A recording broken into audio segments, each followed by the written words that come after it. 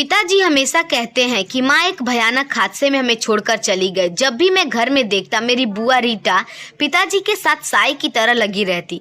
मैं 17 साल का विवेक, दुनियादारी का इतना ज्ञान तो रखता था कि बहन भाई का स्नेह कैसा होता है, पर रात के वक्त मेरी बुआ अक्सर अपने कमरे में नहीं होती थी।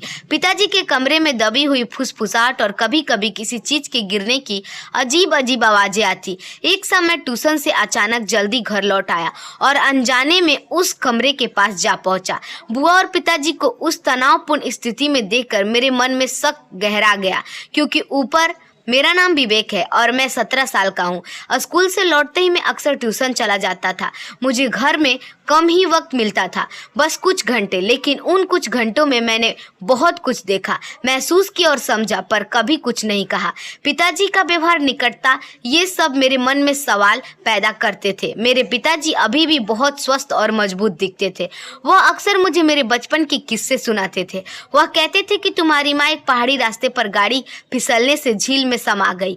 जब भी मैं माँ की तस्वीर देखता मुझे लगता जैसे वह शांत नहीं है, बल्कि उनकी आंखों में कोई अनसुलझा रहस्य या कोई गहरा दर्द छिपा हुआ है। उस वक्त मेरी उम्र सिर्फ 9 साल थी।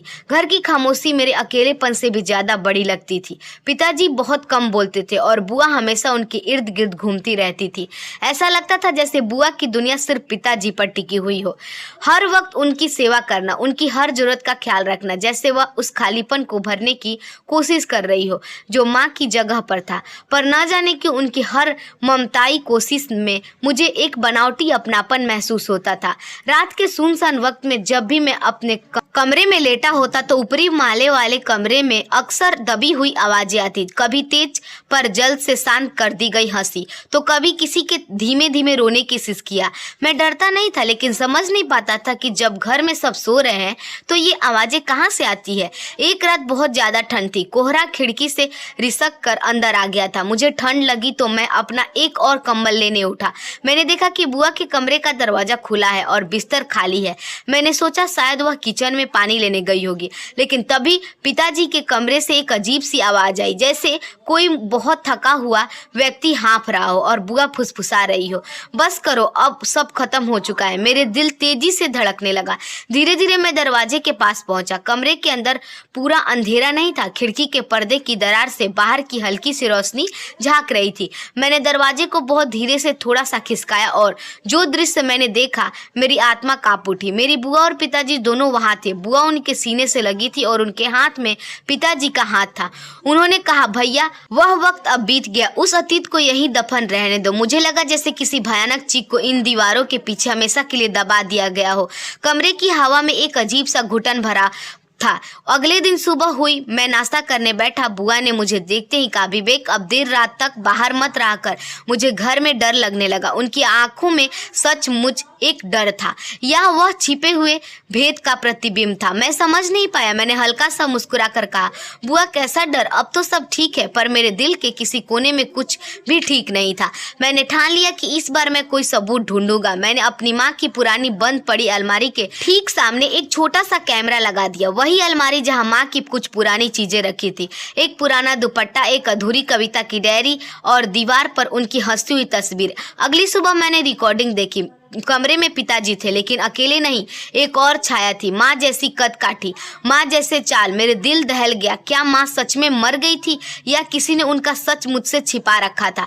वह छाया कभी कैमरे की तरफ देखती, कभी पिताजी के पास जाती और फिर अचानक गायब हो जाती। बस पर्दे की हल्की सी सरसराहट की आवाज आती थी। मैंने वीडियो को बार बार देखा। हर बार वही धुंधला पल, वही अस्पष्ट छाया। एक बार लगा कि यह शायद रोशनी का कोई भ्रम है, पर फिर याद आया कि पिताजी ने तो उस कमरे की लाइट कई साल पहले ही निकलवा दी थी। मेरा दिल कह रहा था कि माँ लौट आई है, पर मेरे दिमाग कह रहा था कि सच्चाई इससे भी कहीं ज्यादा भयानक है। उस रात मैं कमरे के दरवाजे के बाहर खड़ा रहा। भीतर से आवाज आई, बेटा, अब देर मत करना। वही आवाज, वही लहजा, बिल्कुल माँ जैसा।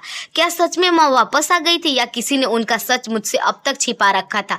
और मैं बस एक ही सवाल किए खड़ा था, क्या माँ सच में इस दुनिया से चली गई थी या बस इस घर में मैंने माँ की पुरानी अलमारी को खोला। अंदर से पुरानी सड़ी हुई लकड़ियाँ की गंध आई। अंदर रखे थे कुछ पुराने कपड़े, राख की परत की लिपटी हुई मेरी माँ की चांदी की पायल और नीचे एक मुड़ा हुआ कागज। अगर सच्चाई जाननी है तो उस पुरानी खदान के पास आना। मेरे हाथ कांपने लगे। वह पायल माँ की थी, वही जिन्हें पहनकर वह उस दिन उस रास्ते से गुजरी थी जहाँ हादसा हुआ था। सबने कहा गाड़ी फिसल गई, हादसा था, पर उस पर्ची ने जैसे पूरी कहानी पलट दी।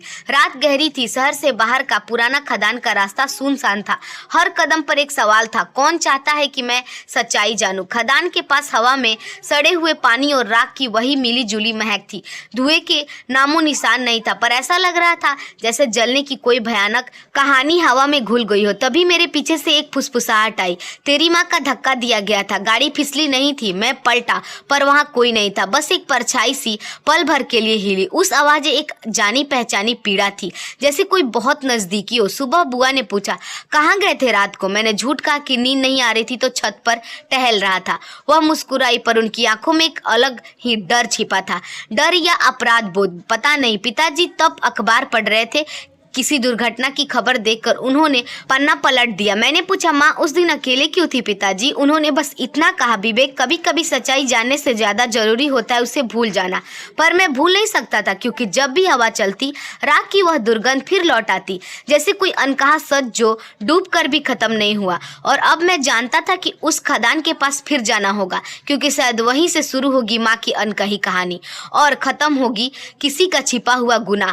रात का सन्नाटा घर की दीवारों से रीस रहा था। टूटी हुई खिड़की से आ रही थी हवा में अभी भी उस खदान की दुर्गंध थी। मैंने उसे देखा कि बुआ के हाथ कांप रहे थे और उनके हाथों पर गहरे पुराने नाखून के निशान थे। उन्होंने मेरी ओर देखा। उनकी आंखों में केवल डर नहीं बल्कि कोई अधूरी सच्चाई थी।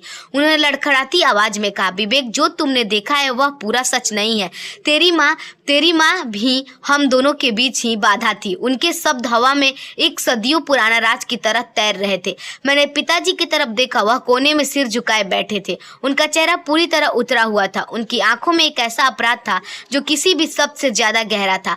रात बढ़ती रही। ठीक 11 बजे मेरे कमरे में जोरदार चीखे की आवाज गूंजी। खिड़की के पास कांच टूटने की आवाज आई। जब मैं दौड़कर बाहर गया तब वह बहुत देर हो चुकी थी। बुआ उसी खदान के पास बने गहरे पानी के कुंड में समा चुकी थी, जैसे अंदर के अपराध से मुक्ति पाली हो। उन्होंने जहाँ पानी कम था वहां जाने की कोशिश की थी, पर उनके हाथों के निशान ही बाकी थे, डूबते हुए पर सच्चाई की एक अंतिम परछाई छोड़ते हुए। पुलिस की जांच में यह साफ हो गया कि मेरी माँ की गाड़ी कभी फिसली ही नहीं थी।